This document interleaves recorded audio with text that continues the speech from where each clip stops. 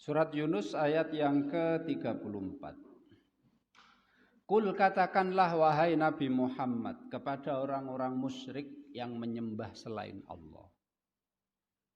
Hal apakah min syurakaikum, di antara Tuhan-Tuhan yang kalian sembah, man ada yang yabda'u memulai al-khalqa penciptaan, summa kemudian yu'iduhu mengulangi penciptaan itu kembali.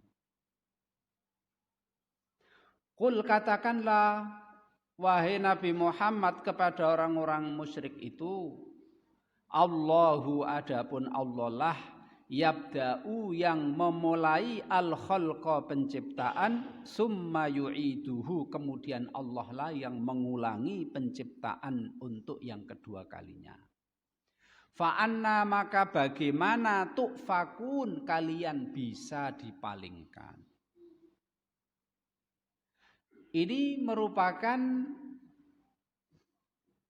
penjelasan dari Allah Subhanahu wa taala sekaligus untuk mematahkan argumentasi orang-orang yang masih menyembah kepada selain Allah Subhanahu wa taala. Allah menyuruh Nabi Muhammad dan juga menyuruh kita agar kita menyampaikan kepada orang-orang yang tidak mau menyembah Allah tapi maunya menyembah selain Allah. Hal min syurakaikum, apakah ada di antara Tuhan-Tuhan yang kalian sembah? Kalian nyembah patung, nyembah batu, nyembah hewan, nyembah tumbuhan, dan nyembah-nyembah sesembahan yang lain, nyembah matahari, nyembah bulan. Apakah sesembahan-sesembahan kalian itu ada yang mampu menciptakan dari awal, ada tidak? Seperti menciptakan manusia. Dulu kan tidak ada manusia, Pak. Jadi ini al-khalq. Man siapa, adakah di antara Tuhan-Tuhan kalian yabda'u yang memulai al-khalqa penciptaan. Ya, jadi al-khalqa itu dari khalaqa yakhluqu. Lah khalaqa yakhluqu itu artinya menciptakan. Menciptakan itu artinya membuat sesuatu yang dulunya tidak ada. Bendanya tidak ada, contohnya juga tidak ada. Beda dengan membuat. Kalau membuat itu bisa ada contohnya, bisa tidak ada contohnya. Tapi kalau khalaqa yakhluqu menciptakan, makanya kan di antara salah satu Asmaul Husna adalah Al-Khaliq. Wallahul khaliqul bari'ul musawwiru lahul asmaul husna. Al-Khaliqu yang maha menciptakan. Maksudnya yang membuat sesuatu yang tidak ada sebelumnya atau tidak ada contohnya. Seperti manusia, Pak. Ada tidak Tuhan-Tuhan selain Allah yang mereka sembah itu mampu menciptakan manusia? Tidak. Jawabannya tidak ada. Dulu kita ini kan tidak ada, Pak. Makanya surat Al-Insan Allah Subhanahu wa taala berfirman, hal ata 'alal insani khinum minad dahri lam yakun syai'am madhkura. Inna khalaqnal insana min nutfatin amsyajin nabtali faja'alnahu sami'am basira. Inna hadainahu sabila imma syakira wa imma kafura. Apakah ini pertanyaan, tapi pertanyaan dari Allah tujuannya adalah menegaskan bahwa manusia sebelum diciptakan oleh Allah itu lam yakun syai'am madhkura. Tidak ada. Sebelum Nabi Adam itu urung ana wong gitu loh, Pak. Dan bahkan tidak ada contohnya, tidak ada. Makanya Allah Subhanahu wa taala lah yang pertama kali menciptakan Adam alaihissalam. dari yang dulunya tidak ada. Contohnya juga tidak ada. Dan makhluk-makhluk selain Nabi Adam, Pak. Ini semuanya adalah yang menciptakan Allah Subhanahu wa ta'ala. Tuhan-Tuhan yang mereka sembah tidak mampu menciptakan. Bahkan Tuhan-Tuhan yang mereka sembah itu adalah ciptaan Allah. Kan ada orang yang nyembah hewan disembah. Hewan itu kan ciptaan Allah, Pak. Kadang-kadang nggak masuk akal. Yang mereka sembah itu lebih jelek daripada mereka yang menyembah. Ya Allah, jangan disebut, Pak. Soalnya ini nanti di live-kan nanti disebut malah tersinggung nanti. Yang penting kita paham, Pak ya. Nah, kita paham. Gitu. Summa yu'iduhu, dan Allah Subhanahu wa ta'ala mampu mengembalikan penciptaan kembali. Artinya menciptakan manusia kembali, mampu. Bahkan makhluk hewan, Pak ya, hewan-hewan itu besok di akhirat diciptakan Allah lagi. Untuk apa? Untuk kisos, untuk saling membalas. Jadi ono sapi, ono kebo kan seruduk-serudukan itu, Pak. Sing menang nyeruduk sing kalah. Ayam juga gitu. Sing kalahan dipatoki terus sampai kuru, sampai makanannya direbut, ora kumana. Kambing juga begitu. Besok ini diciptakan Allah kembali, Pak. Kemudian Allah memberlakukan kisos. Dulu yang diseruduk, bales nyeruduk. Dulu yang dipatok, bales matok. Setelah semuanya selesai, kisosnya, balasannya wis adil, kemudian Allah jadikan hewan-hewan itu jadi debu. Nah, karena hewan kan orang mlebu swarga, Pak. Wis bar sudah. Karena mereka tidak diberi akal oleh Allah Subhanahu wa ta'ala. Wis gitu saja. Makanya Khalifah Umar bin Khattab itu berkata kepada kita. Beliau menafsiri wa yaqulul kafiru ya laitani kuntu turaba. Itu orang-orang kafir besok di akhirat itu kan, Pak, setelah melihat neraka itu. Terus mereka setelah melihat hewan-hewan diciptakan Allah kembali, kemudian diberlakukan kisos, saling membalas. Setelah itu Allah jadikan hewan-hewan itu debu karena nggak ada surga dan neraka bagi hewan karena nggak punya akal. Melihat pemandangan itu orang-orang kafir, wa yaqulul kafiru ya laitani kuntu turaba. Ya Allah, mbok yo engkau jadikan kami ini debu seperti hewan-hewan itu. Kenapa, Kak? Karena kalau jadi debu kan sudah nggak disiksa lagi. Tapi kan itu mustahil. Itu mustahil. Setelah orang-orang kafir itu melihat hewan-hewan dijadikan Allah menjadi debu. Mereka ingin seperti itu setelah mereka melihat neraka yang bergejolak dan karena mereka sudah divonis oleh Allah Subhanahu wa ta'ala masuk neraka. Saking wedine mereka ingin menjadi debu. Manusia juga begitu, Pak. Setelah kita diciptakan oleh Allah dari yang tadinya enggak ada, kemudian ada dan hidup di dunia ini, kemudian satu persatu mati. Ada yang matinya juga kolektif, jamaah juga ada. Ya toh, Pak? Banjir, kita berharap semoga tidak, Pak ya.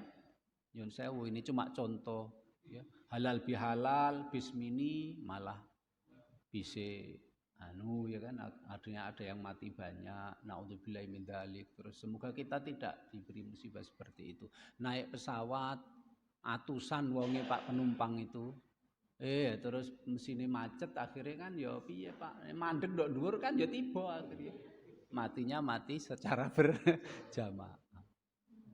Setelah manusia ini mati, Pak, dan semuanya akan mati di hari kiamat. Semuanya mati satu-satu kalau sampai ajal, idza jaa ajaluhum la yastakhiruna sa'atan wala yastaqdimun. Kalau ajalnya sudah datang, wis ditulis oleh Allah matinya tanggal sekian, di tempat demikian, dengan cara demikian, la yastakhiruna sa'ata wa la yastaqdimun, tidak bisa dimajukan, tidak bisa dimundurkan. Kemudian ketika Allah Subhanahu wa taala menyuruh malaikat Israfil untuk meniup trompetnya sebagai awal dari proses hari kiamat, manusia-manusia yang paling jahat, paling kafir yang masih hidup saat itu, yang mengalami dahsyatnya hari kiamat juga kudu mati kabeh. Dan malaikat-malaikat kudu mati kabeh. Alam-alam semesta ini, dunia dan seisinya ini juga semuanya dikukut oleh Allah Subhanahu wa taala. Manusia kemudian diciptakan oleh Allah Subhanahu wa taala kembali. Dan yang menciptakan manusia, mampu menciptakan manusia kembali hanya Allah semata.